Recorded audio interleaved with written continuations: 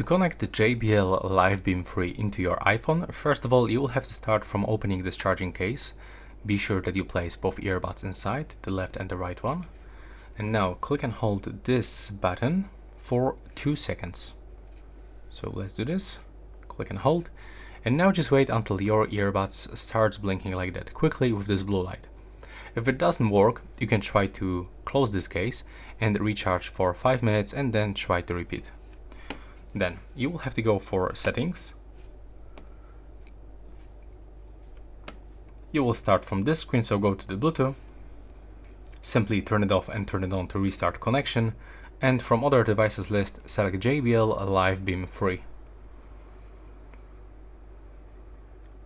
Now as you can see, we are successfully connected, and we can also open App Store and we can download the JBL headphones application.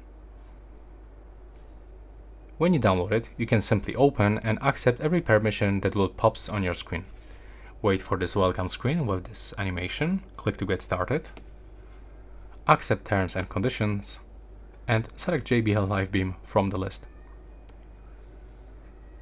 Accept this parent request, click to get started,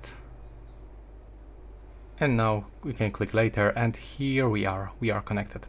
Thanks for watching. Right now please subscribe.